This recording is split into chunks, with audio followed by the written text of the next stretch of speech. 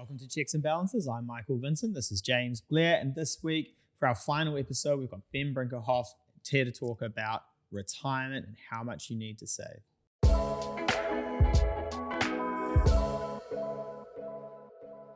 Ben, welcome back. Thank you. So we've got a media release hot off the press. What have we got to talk about? It's actually Ben? released today. When we're filming.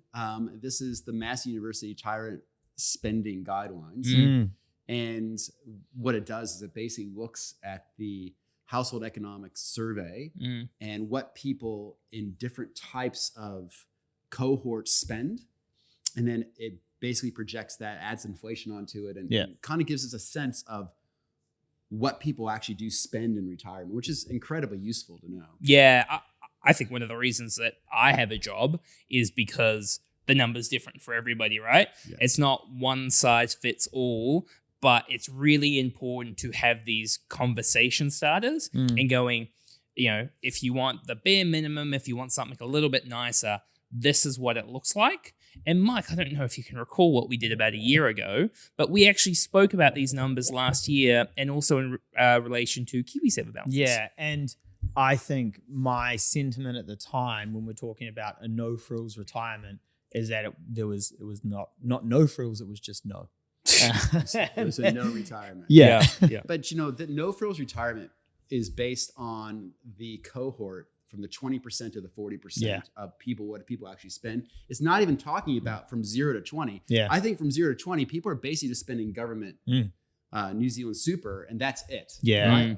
Right? So it's a notch above that, and that's actually scary. Yeah. That you have 40% of our population that is spending so little, kind of just subsistence. It's not acceptable. Yeah, and there was I think it was 60 Minutes or Sunday did a kind of a series on it a few months ago where it was poverty in retirement and people who were effectively trapped and had nothing to spend, couldn't do anything, were skipping meals just to try and and it was pretty heartbreaking. Yeah. Oh, that was thank you for taking me back to that mindset. Yes. That was miserable. But it was a tough watch. It's a truth, and one of the things that this report pointed out was inflation has very much affected our seniors because where inflation hit the hardest over the last 12 months, at least this report was, I think, through June, was in food. Yeah. Right. And food makes up a lot of budget for this cohort of our population. Food inflation was like 12% or something like this. So it's the staples, right, that everyone needs. It's not even like I can't go without food. I can maybe go without entertainment or a little bit. Maybe I can go a little bit without culture. Yeah, but I can't go without eating. And that's where inflation was hitting hard. Yeah. So cost of living. I mean, pretty much everybody is feeling it, but everybody's sick of talking about it. Let's go through the numbers. So if you're a 2-person household and live in a main center in 2023, you need to have $831,000 to fund a choices lifestyle. So $831. Last year, it was $755,000. And if you're a couple in the provinces, you'd need $539,000. Last year, it's $480,000. Gents, they are some big jumps. They are some big jumps, like seriously significant. And here's the thing: that's what you would need if you had that today, right? Man, if you're 50, you need way more than that because between now and the next 15 years, inflation's going to tick that number. If it jumped by that much last year, what's it going to be 15 years from now? Yeah. So the number that you got to project for is not 800,000; it's in the millions, right? If you want to have a choices lifestyle, which again isn't lavish, but it just gives you some optionality with what you spend on a little bit. Spending on culture. Yeah. So the difference between no frills and choices, I mean, pretty straightforward. But like in terms of this paper, very loosely, what's the definition, the difference? Well, the difference of choices is if I look at the New Zealand population of people 65 and older, and I break them into spending quintiles, so 0 to 20, 20 to 40, 40 to 60, so on and so forth.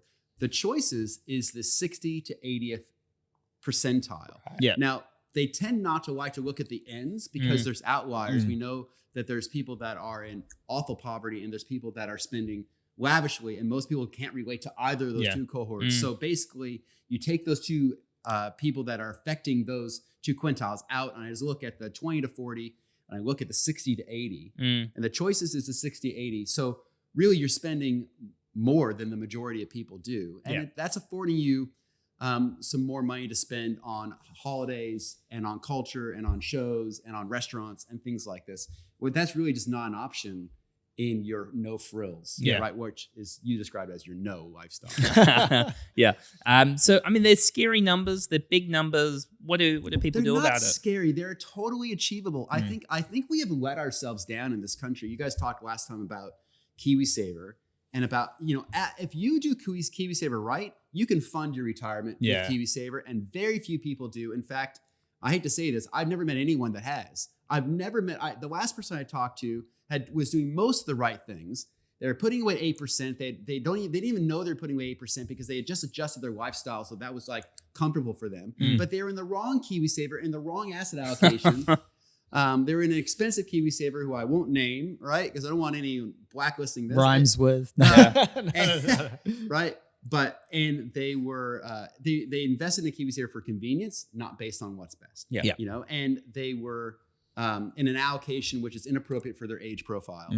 And if they just got those two things right, and the person was in I think 40 years old exactly, mate, this done. This conversation of you're not in the no frills, you're in the choices, or you actually might even be in the top quintile. By just getting a couple things right. It's not hard. So few people do it. It's a tragedy. New Zealand is relying, I don't want to pontificate, but New Zealand's relying on KiwiSaver. And we've just foisted this on our population saying, you guys figure it out. But there's very few people getting advice. Very few people getting advice. When you look at the numbers, I'm talking maybe 3%. And even if those 3% are getting advice, most of them aren't even getting advice, right? So now I'm taking the main thing that's meant to fund Kiwi's retirement. The most of them are just kind of like blithely going, oh yeah, I think KiwiSaver is going to sort it. And actually very few people are doing it appropriately. It's unnecessary. It's got to change. I think it will change in the next 15 years as advisors like yourselves and others take a stronger interest in this, going, people are relying on this. We got to get this right. But nevertheless, you can't just take these numbers and be guided by them. I don't think.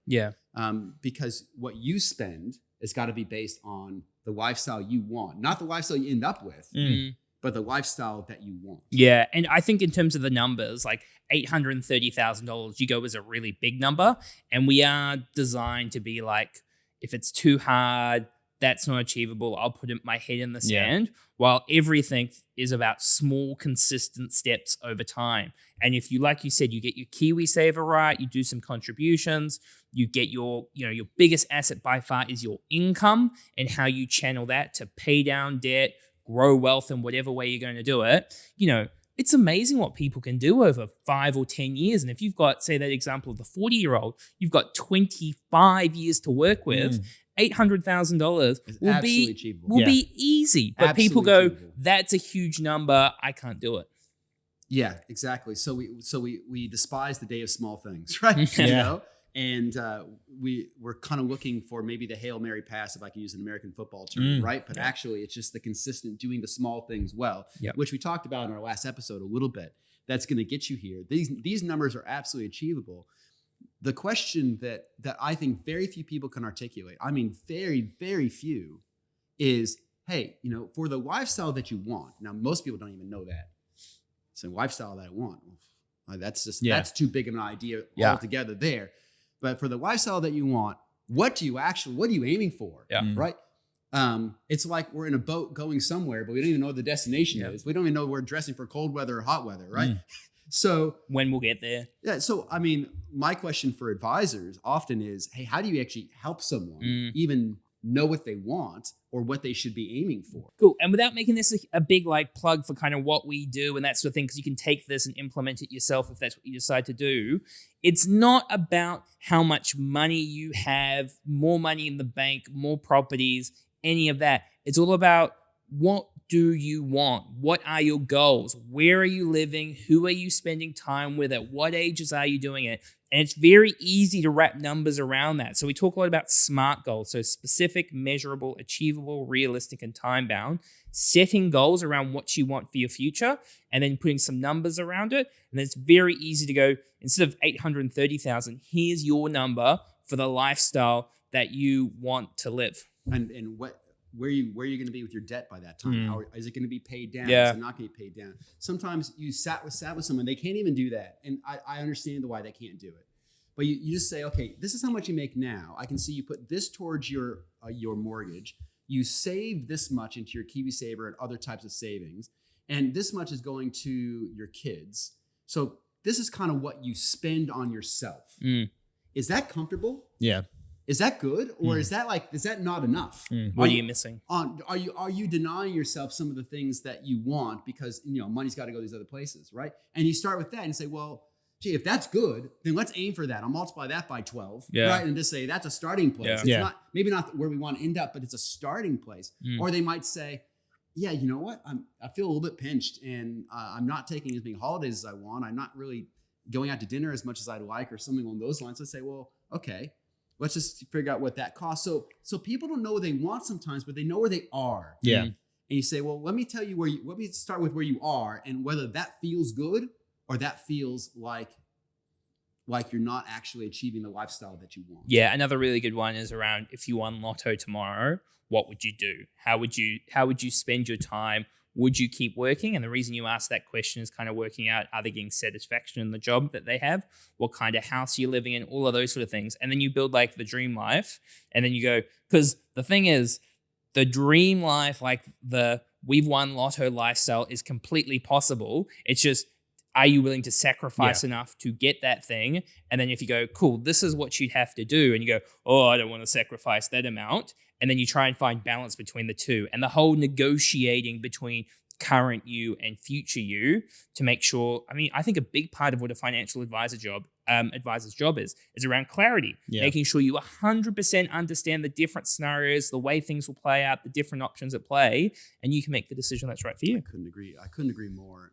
This is my experience, is that the real skill of a financial advisor, the thing that they have to be able to do well, and if you're working with a financial advisor, this is the thing you need your financial advisor to be really good at, is figuring out for you what you want. There's a real skill in that because my experience is if you don't know what you want, you're not going to be disciplined to stay the journey. 100%. Discipline requires vision and vision requires desire, right? And so, but people are afraid. I think there's something psychological about this. I'm afraid to put out into the universe, hey, this is what I want. And it's kind of like, ever come out of when you came out of university, I'm just imagining what you're saying we're going to say in response to this. You come out of university and your buddy asks you, hey, how do you do on your exam? And I guess, I think I was all right. I think I passed. Yeah. Right. Now, I would say that even if I thought, then I aced that. Yeah. Because I'm not going to tell him that I'm acing it. Because what if I didn't? Yeah. And I look like an idiot. Yeah. I've done that before. Yeah. So you learn by experience, some of us. Yeah. And so what happens when someone asks you your goals, you're like, what? No, what? If I say it, if I put it out there, what happens if I don't get there, right? And so I'm afraid of that question. I don't want to set myself up for disappointment. So what I'm going to do is I'm going to muddle my way through. And the result of that is often mediocrity, or for too much of our population in New Zealand, way too much no frills. It's just unacceptable that so much of our population is living on this kind of no frills lifestyle. Yeah. And a financial advisor has to be able to have enough skill to walk someone through bravely through that process of knowing what they want, because then we can create a strategy. And the strategy needs to be adaptable to markets. Hey, markets went better or worse than we expected. Hey, we're going to update our strategy. Or your lifestyle changed in ways you couldn't anticipate with your children, with your marriage, with your job. And our strategy is going to adapt with that. We can't know those things with certainty. But what we can do is have a relationship where we're updating based on what your life and what the markets are doing. But all starts with knowing what you want. Yeah. And that's a really good action, is making sure you've got those goals listed down. And once again, you put them into the universe as a starting point is a really strong. I mean, how many times have we seen somebody actually say something and then the wheels start moving pretty quickly? All the time, right? I think it's kind of a side piece to this as well, as for a lot of Kiwis, it's the access to financial advisors and financial advice. They have it in their head that millionaires have financial advisors and other people don't. I think people need to get over that hurdle as well of speaking to a financial advisor. Let's say a plan costs you $2,000. Over the long run, if you implement it well, that will be the best investment you ever make. It's the best $2,000 you could ever spend. If you think, I'm not a millionaire, why would I speak to a financial advisor? Why would they be interested in my $80,000 salary? You are completely wrong. It is about making sure you have a plan, and it's, again, starts with those goals and working backwards from there. Yeah, cool. Very well said. Ben, thank you very much for joining us. Please give us a sub, a review, and a like, and we will catch you next time. Cheers.